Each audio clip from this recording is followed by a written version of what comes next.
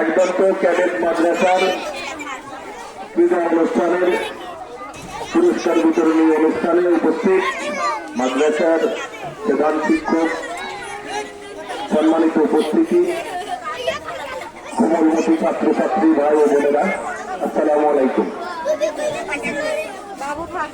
Ekdanta cadet মাদ্রাসা যে sports অনুষ্ঠিত হয়েছে, এই অনুষ্ঠানের পুরস্কার বিতরণী আসছে। পুরস্কার বিতরণী অনুষ্ঠানে এই মাদ্রাসার যিনি পরিচালক বা প্রধান শিক্ষক যিনি, উনি আমাকে আমন্ত্রণ করেছে। তার আমন্ত্রণে উনি আমাকে আমন্ত্রণ করায় তাকে ধন্যবাদ জ্ঞাপন করছি। এবং তারা যে উদ্যোগটা নিয়েছে, এই ছোট ছেলে মেয়েদেরকে খেলাধুলার যে আয়োজন করছে, এরকম একটা ছোট গণ্ডির ভিতরে এত সুন্দর একটা আয়োজন করছে, এই আয়োজনের মাধ্যমে আমাদের ছেলে মেয়েদের মনে যে উৎফুল্লতা, যে আনন্দ, এটা তাদেরকে সুস্থভাবে গড়ে উঠতে অনেক সাহায্য করবে। তারা সুন্দর মানুষ হবে। আজকের এই ছেলে মেয়ে আগামী দিনের ভবিষ্যৎ। তোমরা যারা এখানে উপস্থিত আছো, তোমরাই আগামী দিনে এই দেশকে পরিচালনা করবা। কাজেই সবাই নিজের পড়াশোনায় মনোযোগী হলো। তোমাদের শিক্ষকরা যেভাবে তোমাদেরকে শিক্ষা দান করে, সেটা ভালোভাবে গ্রহণ করবা। আর যে বিষয়গুলো আছে, যে শিক্ষকরা যে ক্লাসে যে তোমাদের যে বিষয় আছে, এগুলো দেখে দেয়, বা তারা যে নীতি নৈতিকতার কথা বলে, সেই নীতি নৈতিকতা এবং আদর্শ শিক্ষা গ্রহণ করতে হবে। আদর্শ শিক্ষা গ্রহণ না করতে পারলে ভালো মানুষ হওয়া যাবে না। একদন্ত এলাকায় একটা ইউনিয়নে যদি একটা প্রতিষ্ঠান থেকে যদি 10 জন ভালো মানুষ তৈরি করতে পারে, তাহলে এটা দেশের একটা সম্পদ।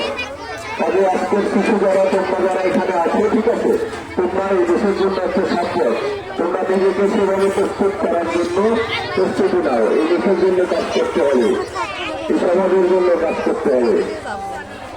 যাই হোক, তোমরা যারা দিদি হয়েছে তাদেরকে অভিনন্দন জানাই। এবং এখানে আসলে স্পোর্টসে পরাজিত হওয়ার কিছু নেই, সবাই অংশগ্রহণ করছে, এটাই বড় কথা। সবার স্বাস্থ্য এবং দীর্ঘায়ু কামনা করছি।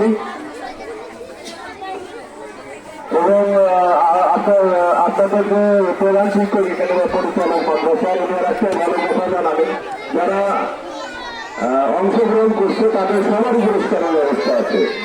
এটা একটা উৎসাহ দেওয়া, ওনাদেরকে ধন্যবাদ গ্রহণ করা দরকার। ঠিক আছে, ওনারা সবাইকে উৎসাহিত করছে, ধন্যবাদ সবাইকে। আর সবার স্বাস্থ্য এবং দীর্ঘায়ু কামনা করছি। তোমরা ভালোভাবে মনোযোগ দিয়ে লেখাপড়া করবা, নিজে প্রতিষ্ঠিত হবা। তুমি নিজে প্রতিষ্ঠিত হলে তোমার বাবা মা যে আশা নিয়ে তোমাকে এখানে প্রেরণ করছে, তাদের সেই আশাটা পূর্ণ হবে।